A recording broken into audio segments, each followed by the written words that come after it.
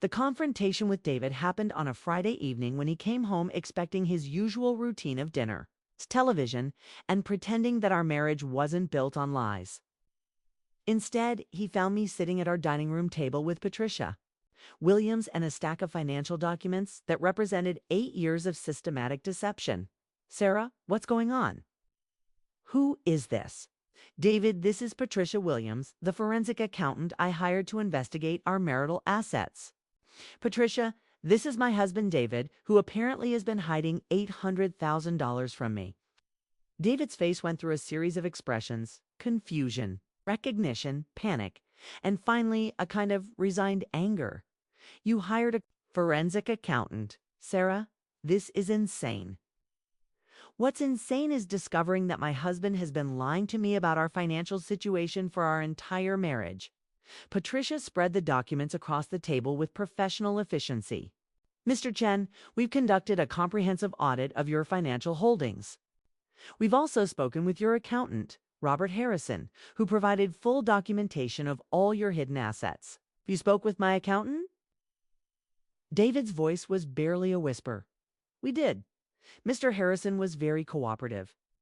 In fact, he mentioned that he's been advising you for years to be more transparent with your wife about these assets. David slumped into a chair, the fight going out of him as he realized the scope of what we'd uncovered. How much do you know? We know about all of it, David. The multiple bank accounts, the investment portfolios, the life insurance policies, even the safety deposit box with precious metals. We know you've been systematically hiding money from me for 8 years. Sarah, I can explain. I don't want your explanations anymore. David, I want my half of the marital assets that you've been hiding from me. It's not that simple.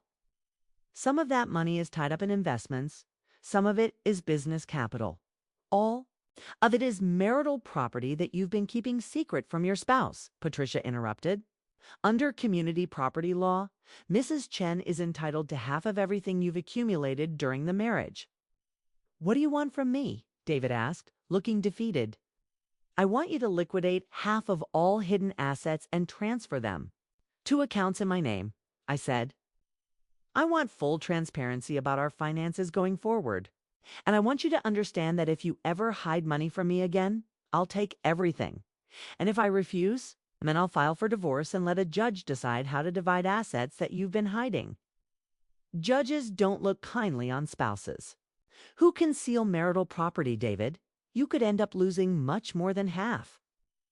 The negotiation that followed took 3 hours and involved multiple phone calls to banks, investment firms, and insurance companies. David was forced to liquidate $400,000 worth of hidden assets and transfer the money to new accounts in my name. Watching him make those calls was one of the most satisfying experiences of my life. Each transfer was an acknowledgement of years of deception. Each signature was an admission that he'd been stealing from our marriage. The Schwab account, I said, checking items off my list. Transfer $200,000 to the new account we opened in my name. Sarah, that money was supposed to be for our retirement. Our retirement. David, I didn't even know this money existed until last week. How was it supposed to be for our retirement if you never planned to tell me about it? I was going to tell you eventually. When? On your deathbed. By the end of the evening, I had $400,000 in accounts that David couldn't access. And he had learned that hiding money from your spouse is a lot easier than explaining why you did it. But the money was only part of the victory.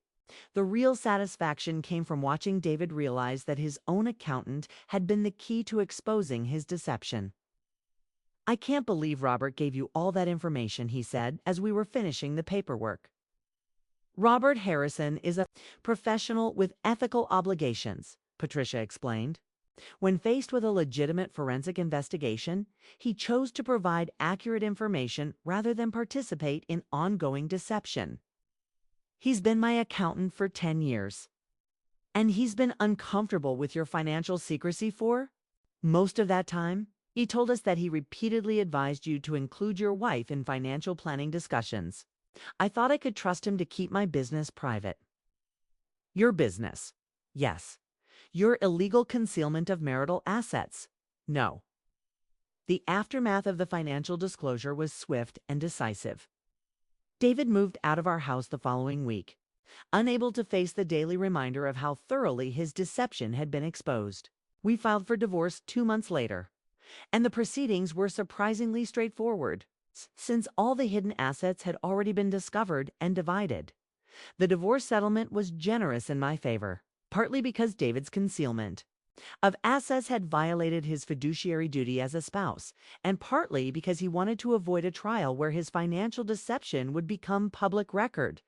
I kept the house, half of all marital assets, and a substantial alimony payment that would allow me to maintain my standard of living while I rebuilt my life as a single woman. But the most valuable thing I gained wasn't money.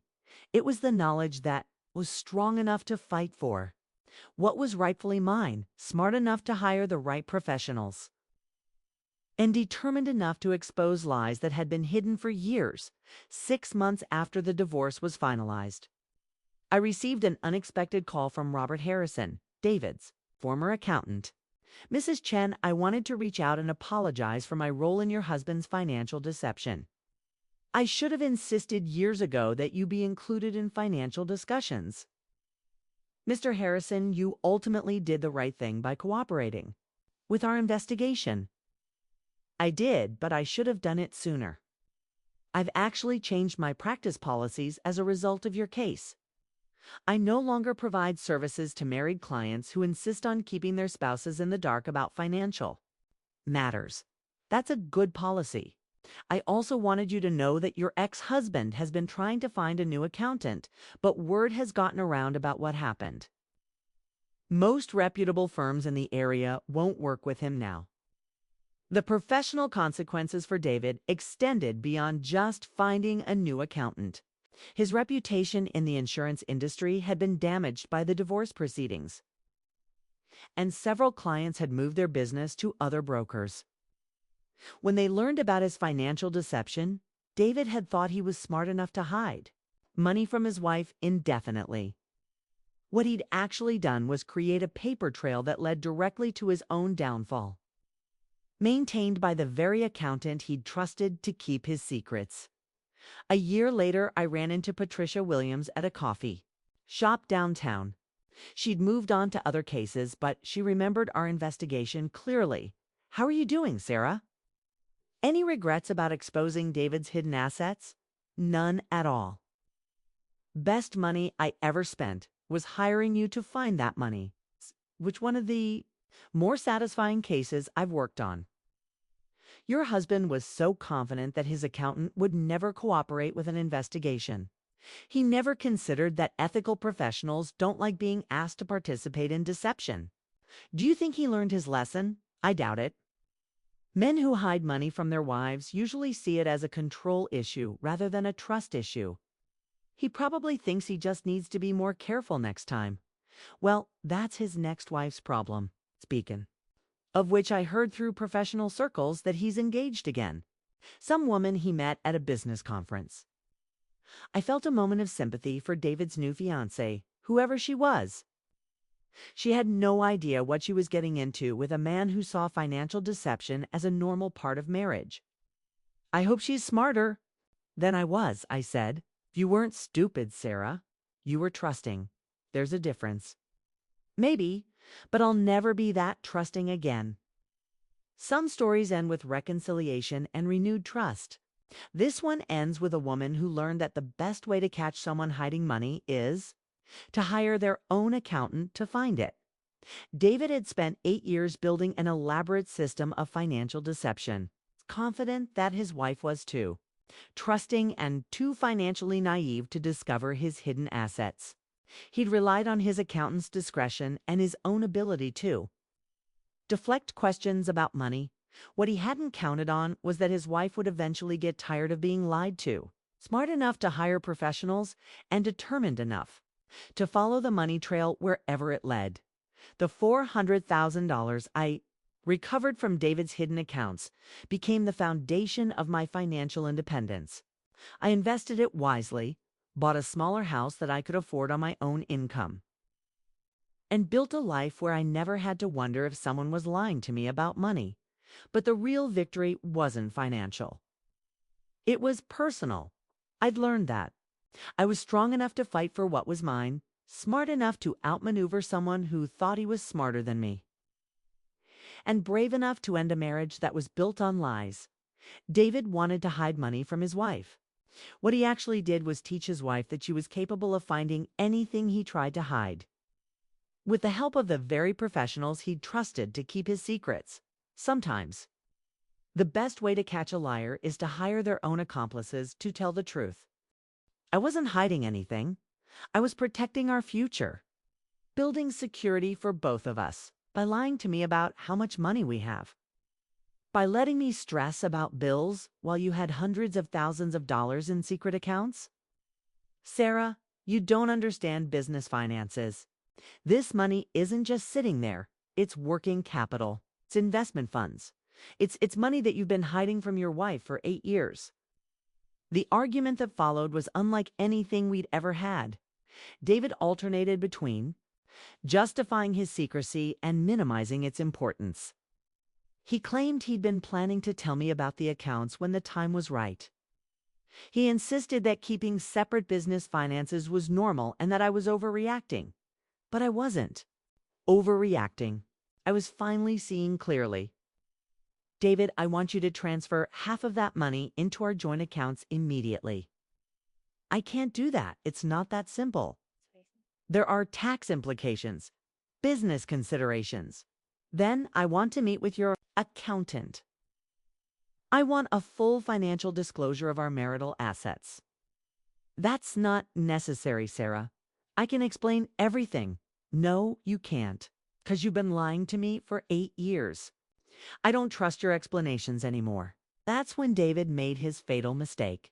You're not entitled to see my business records, Sarah. Those accounts are in my name only.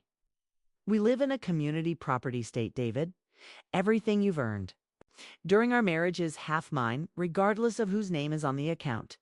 You don't know what you're talking about. Actually, I do. I've been doing research since I found those statements.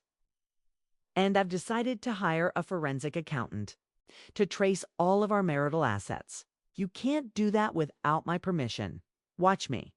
If you're wondering how I turned my husband's own financial advisor against him, make sure you're following for part 2, because this is where his carefully constructed lies start falling apart. The forensic accountant I hired was named Patricia Williams, and she came highly recommended by a divorce attorney I'd consulted for advice. Patricia specialized in uncovering hidden assets in divorce cases, and she had a reputation for being thorough, discreet, and absolutely relentless in her investigations. Mrs. Chen, she said during our initial consultation, what you're describing is unfortunately very common. Spouses hide money for various reasons. Sometimes it's about control, sometimes it's about preparing for divorce. Sometimes it's just about maintaining a sense of independence. But regardless of the motivation, you have a right to know about marital assets. How do we find out what he's really hiding? We start with what you've already found, and we work backwards. Bank statements, tax returns, business records, everything leaves a trail. The key is knowing where to look and how to interpret. What we find, Patricia's investigation began immediately. She requested copies of David's tax returns for the past 5 years, subpoenaed bank records for all the accounts I'd discovered, and began tracing the flow of money through David's various financial instruments.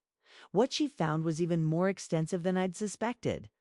David hadn't just been hiding money, he'd been operating an elaborate financial shell game designed to keep me in the dark. About the true extent of our wealth, he'd established multiple business entities, opened accounts in different states, and even created investment portfolios under his business names rather than his personal name. Your husband is very sophisticated in his financial planning, Patricia told me during our second meeting. He's been systematically moving money out of easily discoverable accounts and into more complex instruments that would be difficult for a layperson to trace. How much money are we talking about? Based on what I've found so far, Your husband has accumulated approximately $800,000 in assets that he's kept hidden from you. This includes cash accounts, investment portfolios, and what appears to be a substantial life insurance policy with cash value $800,000. I felt dizzy just thinking about it. David had been hiding nearly $1 million from me while I'd been worrying about whether we could afford to replace our aging refrigerator. What's our next step? We need to get access to his business records. The best way to do that is through his accountant. Business accountants have a fiduciary duty to provide accurate information, and they're often more cooperative than the clients themselves when faced with a forensic investigation. David uses Harrison and Associates for his business accounting. They've been doing his taxes for years. Perfect. I know that firm. They're reputable, which means they'll cooperate with a legitimate investigation. Let me reach out to them. The call to David's accountant was scheduled for the following week. Patricia explained that she would be conducting a forensic audit of David's finances as part of a marital asset investigation, and that she needed full cooperation and disclosure of all accounts, investments, and business entities. What happened next was the most satisfying moment of the entire investigation. "Mrs. Williams," said Robert Harrison, David's longtime accountant, "I have to tell you that I've been concerned about Mr. Chen's financial arrangements for some time. He's been very insistent that his wife not be included in any financial discussions, which has always struck me as unusual for a married couple." "What kind of arrangements are we talking about?" "Well, he's established multiple business entities that seem designed primarily to shelter income from his spouse. He's also been very specific about keeping certain investments and accounts out of joint ownership. When I've suggested that his wife should be aware of these assets for estate planning purposes, he's always refused." "Are you willing to provide documentation of all his financial holdings?" Absolutely. In fact, I think Mrs. Chen should have been aware of these assets all along. Mr. Chen's insistence on secrecy has made me uncomfortable, and I'll be happy to provide full disclosure to his wife." David's own accountant was going to help me expose his financial deception. The irony was perfect. David had been so confident in his ability to keep his money hidden that he'd never considered that his own financial advisor might have ethical concerns about his secrecy. Robert Harrison had been maintaining David's hidden accounts for years, but he'd apparently been uncomfortable with the deception the entire time. When Patricia called me with the news, I actually laughed out loud. "So let me get this straight." I said, "David's accountant is going to help us expose David's hidden assets." "That's exactly right. Mr. Harrison has agreed to provide complete documentation of all your husband's financial holdings. He's also indicated that he's been advising your husband to be more transparent with you for years. This is incredible. Gets better. Mr. Harrison also mentioned that your husband has been asking about strategies to move money offshore, which suggests he might be planning to hide even more assets. We're going to catch him before he can do that." The documentation that Robert Harrison provided was comprehensive and damning. David had been hiding money for our entire marriage, starting with small amounts in the early years and escalating to massive financial deception as his income grew. The hidden assets included $340,000 in various checking and savings accounts, $280,000 in investment portfolios, $150,000 in cash, value life insurance policies, $30,000 in precious metals stored in a safety deposit box. I'd never heard of the total came to exactly $800,000 in hidden marital assets, but the most damning evidence was a series of emails between David and his accountant, discussing strategies for protecting assets from potential spousal claims and maintaining financial privacy in marriage. David hadn't just been hiding money, he'd been actively planning to keep it away from me. If you've ever suspected someone was hiding money from you and decided to fight fire with fire, hit that like button. Share your story in the comments. And send this to anyone who needs to remember that too can play the hiding game. The bank statement arrived on a Tuesday morning, and the number at the bottom made my coffee cup slip from my hands. Our joint checking account showed a balance of $847.23. Just $800 in an account that should have contained at least $15,000.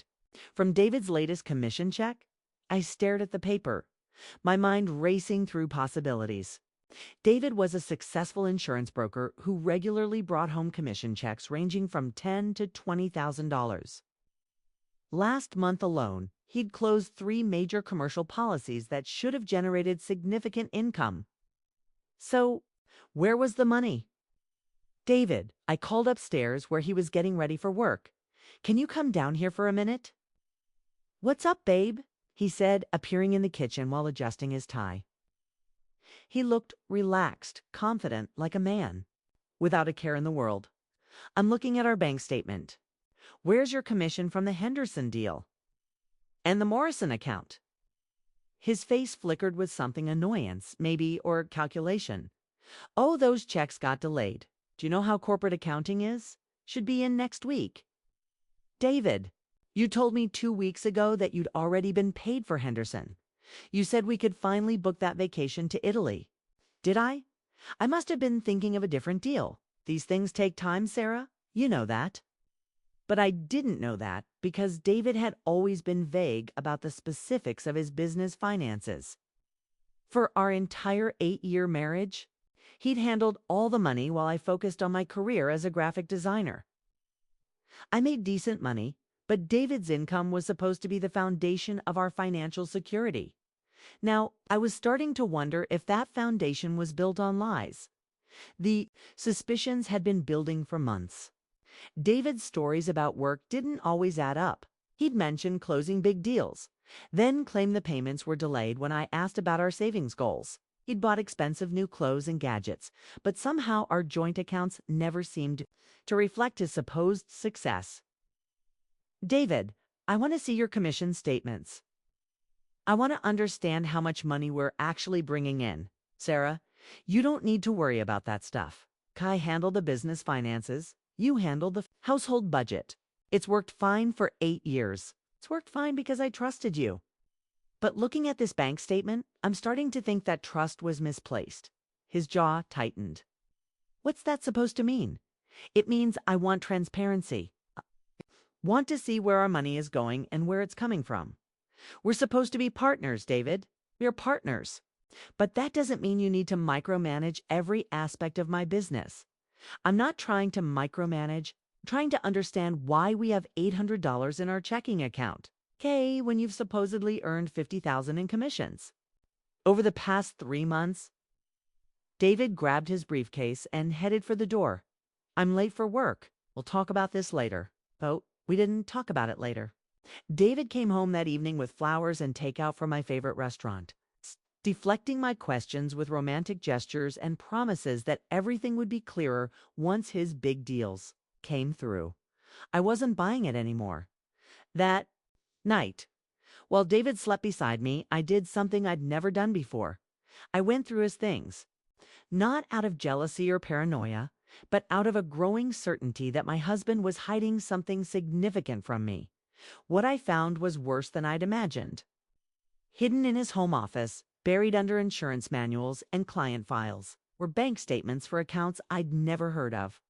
3 different checking accounts, 2 savings accounts, and what appeared to be an investment portfolio worth over $200,000. David hadn't just been hiding money from me. He'd been systematically funneling his income into secret accounts while letting me believe we were struggling to build our financial future together. The statements showed a pattern going back years. Commission checks deposited into his personal accounts, then small amounts transferred to our joint account to cover household expenses. Meanwhile, he'd been building a substantial nest egg that I knew nothing about. I photographed everything with my phone, my hands shaking with rage and betrayal. David had been lying to me about our financial situation for our entire marriage.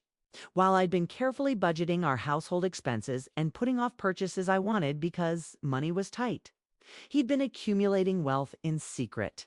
The next morning, I confronted him with the evidence. David, we need to talk about These bank statements I found in your office? His face went white when he saw the papers in my hands. Sarah, you went through my private files. Your private files. David, we're married. We're supposed to be building a life together. How is any of this private? Those are business accounts. They're separate from our personal finances. Business accounts with over $200,000 that you never mentioned. David, I've been clipping coupons and shopping at discount stores while you've been hiding a fortune from me.